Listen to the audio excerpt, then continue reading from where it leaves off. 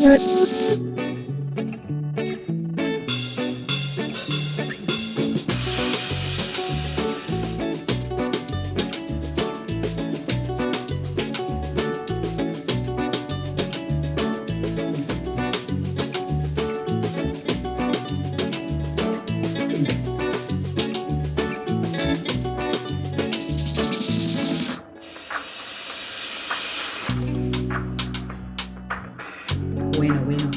muchas gracias por estar conectados aquí con nosotros otra vez.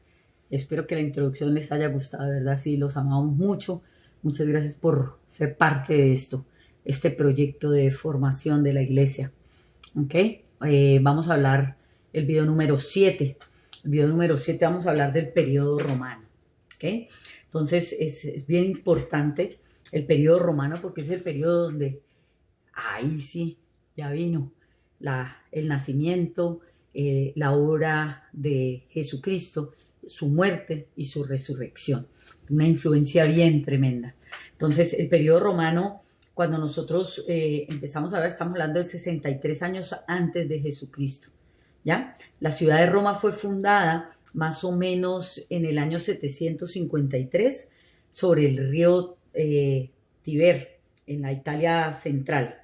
¿Ya? Entonces se unieron varias aldeas y esto fue lo que produjo que se fuera formando el Imperio Romano. Más o menos en el siglo V antes de Jesucristo, Roma desarrolló una forma republicana de gobierno. ¿Qué quiere decir eso?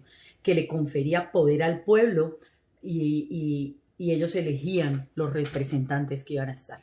Hubo muchas alianzas de ciudades cercanas y hubo expansión por las guerras y por todo esto. Y en el año 275 aproximadamente antes de Jesucristo, Roma derrotó, ahí es donde empezó a crecer su imperio, porque derrotó al rey helénico Pirro de Piro. Y entonces con esos ataques agresivos se convirtió en el amo de Italia central e Italia del sur, o sea, se expandió hasta el sur. En el año 146 antes de Jesucristo se vio su expansión, hubo muchas batallas y derrotó a su principal enemigo, digámoslo así, o rival, que estaba en la ciudad de Cartago, que está ubicada al norte de África.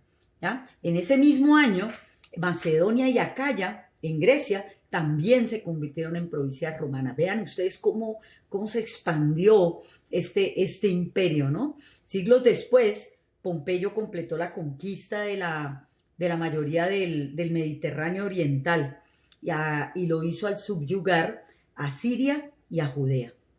Es bien interesante porque todas estas conquistas militares, en estas conquistas se encontraba Julio César, que era el que le ayudó a tomar el poder a Roma, ¿no? O fue ayudado a tomar el poder en Roma por su poderío militar. Entonces le tenían mucho temor y vinieron a asesinarlo en el año 44 antes de Jesucristo. Esto fue una tremenda y caótica lucha entre los cuerpos romanos rivales, y entonces entre todo esto tomó el poder Octavio, que era sobrino de César. Este afirmó su posición y su victoria con muchas victorias, y una de las fuerzas más poderosas que derrotó fue la de Antonio y Cleopatra. Esto fue durante una batalla naval en Grecia, ¿ya? Esto llevó a Roma a tener un poderío y una expansión agresiva y produjo a su vez paz dentro del pueblo romano, ¿ya? Una paz relativa, lógicamente, y le decían la Pax Romana, que significa la paz romana. Fue bien tremendo porque después entonces vino el periodo de Augusto, que fue aproximadamente en el 27 antes de Jesucristo. La victoria de Octavio le permitió convertirse en el primer emperador romano, ¿ya? En el año 27 antes de Jesucristo. Un senado que lo estimaba muchísimo lo nombró comandante y jefe en las Fuerzas Armadas de Roma, y ahí le cambiaron el nombre. Ahí recibió el nombre de Augusto, realmente era Octavio, pero le pusieron Augusto, que literalmente significa majestuoso. Esto significa, miren, ustedes pueden ver ahí la estima que tenía él dentro del pueblo romano, ¿ya? Augusto inició muchas reformas religiosas, políticas, económicas, y para poder administrar, él extendió y él trajo algo bien tremendo, porque él dividió las provincias romanas en dos grandes provincias, en dos grandes categorías, digámoslo así. La provincia más poderosa, tales como Grecia, eran gobernadas por senadores, ¿ya? Y estos senadores tenían a la vez un líder que era conocido como el procónsul, ¿ya? Comúnmente era elegido por un periodo de un año más o menos. Galión en Hechos habla realmente del procónsul. Galión fue un procónsul que fue mencionado en Hechos 18:12 en el Nuevo Testamento. Estas provincias que eran senatoriales, se le decían, porque eran gobernadas por el Senado, igual que el procónsul, eran administradas comúnmente por un procurador que era asignado por el emperador. Y este era el que se encargaba de los asuntos financieros de las provincias, ¿ya?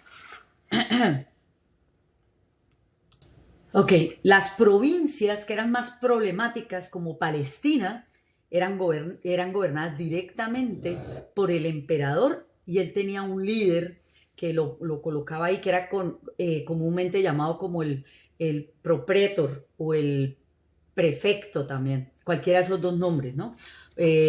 Estos tenían oficio a discreción del emperador. Poncio Pilatos sirvió como prefecto de Judea en el año 26, desde el 26 y 36, después de Jesucristo, ¿ya? Ahí vemos, van empezando a aparecer todos los personajes, ¿no?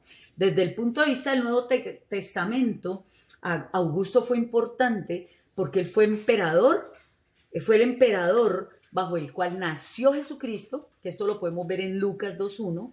Él fue quien ordenó el censo, que está conectado con el nacimiento de Jesucristo. Muchos de ustedes han escuchado hablar que unos magos que cuando nació Jesucristo vinieron a adorarle. Entonces Augusto, como era bien prepotente, él se jactaba de que él había encontrado una Roma de ladrillos y la había convertido en una Roma de mármol. Realmente es real, ¿no? Porque él tuvo una administración muy eficiente y ahí se llenó de tesoros el gobierno, restableció la confianza del pueblo hacia el imperio romano, ¿ya? Es importante, acuérdense que vamos a ver allí cómo fue y cómo influyeron ellos en esa etapa del nacimiento y el ministerio de Jesucristo, ¿ya? Tiberio fue el que fue elegido para suceder a Augusto o Octavio, que era el mismo nombre, ¿no? Entonces empieza el periodo de Tiberio después de que él es asesinado en el año 14 al 37 después de Jesucristo. Él llegó al poder en una edad de 56 años, ¿ya? Él había servido al gobierno y tenía una apariencia un tanto arrogante y era tan arrogante que llegaba como por la arrogancia perdió la popularidad, llegaba a asesinar simplemente a los que él pensaba que estaban en contra de él o estaban conspirando en contra de su poder político. Entonces se le reconoce a Tiberio como una persona bien cruel, o sea, solamente tenía una sospecha y ya mandaba a matar a las personas, ¿ya? Tuvo unas cuantas enfrentamientos con personas que se opusieron a este gobierno de él por ser tan autoritario y tan fuerte, ¿no? Cuando él murió, realmente puede decir que todo el mundo sintió alivio, ¿ya? Cuando el impío gobierna, el pueblo está angustiado, pero cuando muere, entonces empieza a haber un respiro. Es bíblico, lo dicen los proverbios, ¿no? Tiberio era el que era emperador en el tiempo cuando Jesús ministró, murió y resucitó, ¿sí? Entonces, él se le menciona en Lucas 3:1, no aparece en una narrativa bíblica 100%, pero sí se habla del imperio en el que él se encontraba. Después de este imperio viene el imperio de Calígula, ¿ya? Eso fue entre el 37 y el 41. Y este senador romano, cuando sucede a Calígula, al principio gozó de mucha popularidad. Acuérdense que salieron de un gobierno que era bien tirano y este era una persona más popular, era querida por el pueblo. Él tomó medidas políticas que fueron bien recibidas. ¿Por qué? Porque él liberó prisioneros, redujo impuestos y proveyó entretenimiento al pueblo. Tres cosas indispensables. Al entregar presos políticos, pues se estaba quitando enemigos, ¿verdad? Al reducir impuestos, se estaba aliando con el pueblo, que era el que pagaba los impuestos. Y al darles entretenimiento, mayores veras todavía, ¿ya? Después de que él hace todas estas reformas, a él se le empieza a conocer como una persona que tuvo una debilidad mental y entonces empezó a tener una arrogancia agresiva que se consideraba él mismo, él quería que lo consideraran una deidad, ¿ya? Él tenía un representante en Siria y quería que le hicieran una estatua en el templo de Jerusalén. Ustedes se pueden imaginar lo que causó esto en el pueblo judío, ¿verdad? Él murió más o menos entre el 41, pero lo interesante de eso es que él lanza para que hagan la estatua de él como deidad y el encargado de llevar esa orden como que lo dilató y murió, entonces no se pudo cumplir esa orden y eso fue una bendición para el pueblo de Dios, ¿no? Entonces, esa tiranía temeraria realmente no es que él murió, que por su tiranía él fue asesinado por guardias imperiales, ¿ya? No se menciona ninguna acción de Calígula en los relatos de la Biblia tampoco, pero se habla de eso. ¿Por qué? Porque tuvo una influencia bien tremenda. Después de Calígula viene Claudio, que él gobernó entre el 41 y el 54, ¿ya? A él, después de que Calígula fue asesinado por la guardia pretoriana, o los guardaespaldas imperiales, ¿no? Es lo mismo. Estos colocaron como monarca a Claudio, y este había vivido relativamente en la oscuridad en los reinados de Tiberio y Calígula, ¿ya? Él tuvo una enfermedad temprana, tuvo una clase de parálisis infantil que lo dejó como con una apariencia un poco repulsiva, o sea, él balbuceaba cuando iba a hablar. Entonces muchos pensaron que él iba a ser, que tenía deficiencia mental y lo iban a poder controlar, ¿sí? Eso fue muy engañoso porque él probó ser mucho más capaz en el gobierno que lo que las personas estaban pensando o que lo que los mismos contemporáneos de él hubieran podido imaginar. Fue tremendo porque Claudio, en un intento deliberado por restaurar la religión romana, entonces la primitiva, ¿no? La religión romana primitiva, él quería poner eso en un lugar de importancia dentro del imperio romano y esto hizo que él expulsara a muchos judíos de Roma, ¿ya? Cuando él expulsa a muchos judíos de Roma, esto causa disturbios y dice que los tenía que sacar porque habían muchos disturbios en torno a un tal Crestus, como le decía él en italiano. Entonces él manda a sacarlos, pero esto a Priscila y Aquilas, que eran compañeros de misiones de Pablo, les afectó tremendamente. Nosotros podemos leer en Hechos 12, ellos empezaron a esconderse y a hacer cosas para protegerse, ¿no? Después del gobierno de Claudio viene Nerón. ¿De dónde sale Nerón? Nerón gobernó como del 54 al 68. Y es tremendo porque Agripina era la madre de Nerón, pero él era hijo de ella de su primer matrimonio. El segundo matrimonio fue Claudio. Y esta lo manipuló de tal forma que hizo que Claudio lo pusiera legalmente como heredero de la corona. Entonces Nerón llegó al trono en una edad muy temprana, él tenía 17 años. El hecho de ser él tan joven lo hace que él busque muchos consejeros ya mayores, experimentados, ¿no? Pero esto fue solamente durante los primeros 5 años de su reinado. En estos 5 años él se las arregló para gobernar de una forma efectiva, ¿no? Usando esos consejeros. Pero más o menos en el año 59, él asesinó a su madre, a la dominante Agripina. La mató y tomó control total del gobierno. Esto fue un desastre político, la cosa más impactante, porque sus políticas administrativas eran descuidadas, o sea, él no tenía ese impulso para gobernar, él vació el tesoro romano, usó mucha violencia, crueldad para tratar de volver a llenar ese tesoro. Él tenía un temperamento más artístico que político realmente. Él en público, él leía todas sus poesías, tocaba la lira, todo ese tipo de cosas, entonces le cantaba recitales a la audiencia y todo. Entonces realmente él no era una persona política.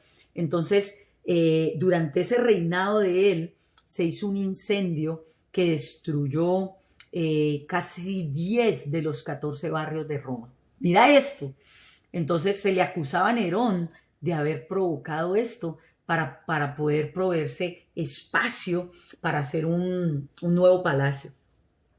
Él para desviar un poco la atención hacia él, acusó que esto había a los cristianos de haber causado este desastre. ¿Ya? Eso hizo que hubiera confusión entre el pueblo, entre a quién le iban a echar la culpa por ese desastre. Él desató demasiadas persecuciones a los cristianos. Por esto este personaje es importante, ¿ya? La tradición de la iglesia sugiere que Pedro y Pablo fueron martirizados durante el reinado de Nerón. Por esto es importante Nerón. ¿Sí ve por qué estamos estudiando la historia? Nerón tenía unas medidas muy crueles que generaron en el gobierno revueltas, y esto se fue en contra de su misma autoridad, ¿no? Él huyó de Roma y fue asesinado por un antiguo esclavo que estaba a sus órdenes. Mira esto, eso en esta época, eso era, no se sabía quién era el amigo realmente. Nerón llevó 3 cambios rápidos de emperadores durante los años 68 después de Nerón, entre los años 68 y 69. ¿Ya? Cuando estaban en estas revueltas tan tremendas, no se hallaba paz en Roma, hasta que Vespasiano tomó control y lo instalaron como emperador en Roma. Vespasiano gobernó entre el 69 y el 79, ¿ya?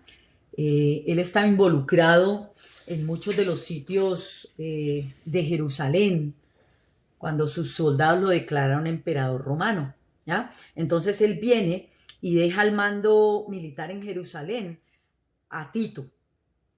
Y este procedió a conquistar Egipto y a cortar la provisión del grano para Roma.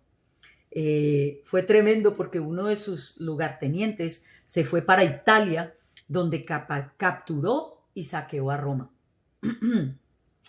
Esa victoria llevó a Vespasiano a asumir el imperio oficial.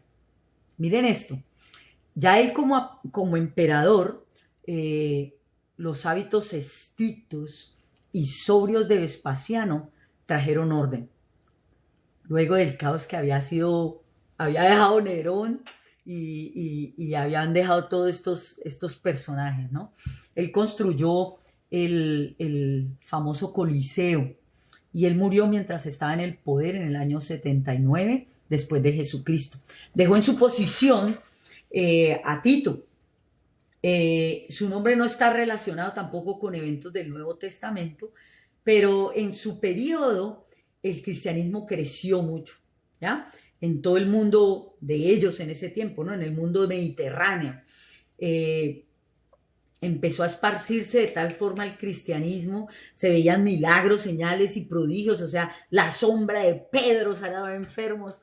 Y cuando vino a gobernar Tito en el año entre el 79 y el 81, después de Jesucristo, lo que trajo de importancia para el mundo bíblico es que capturó y destruyó a Jerusalén.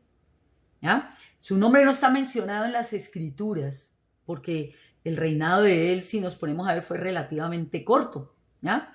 Él no tuvo como logros significativos, ¿no? Pero durante su reinado, la destrucción de Pompeya y Herculano se dio. Entró en erupción el monte Vesubio y esto causó muchísimo daño. Después de él viene Domiciano. Yo me estoy demorando un poquito más acá porque quiero terminar ya el periodo romano. Domiciano estuvo entre el año 81 y 96. Después de la muerte de Tito, el Senado confirmó el poder a su hermano menor, que era Domiciano, pues, ¿no? Él fue bien autocrático y trató de suprimir las religiones extranjeras por la fuerza. Esto fue tremendo porque la tradición de la iglesia se le atribuye una persecución severa a los cristianos. ¿Ah? Había una información un poco incompleta acerca de sus acciones, pero probablemente estas persecuciones proveen un trasfondo cuando el apóstol Juan escribe Apocalipsis. Por eso es importante Domiciano. Vamos a dejarlo hasta aquí. Aquí termina el periodo romano y ahorita va a venir otro periodo bien tremendo, que es el periodo de los gobernantes en Palestina específicamente. Vamos a hablar un poquito sobre los gobernantes de Palestina. ¿Okay? Un abrazo, espero que les sirva, espero que lo escuchen, no tienen que aprender, no tienen que presentar examen sobre esto, pero sí es importante que lo entiendan porque entonces vamos a tener un mejor trasfondo del Nuevo Testamento. Amén. Un abrazote.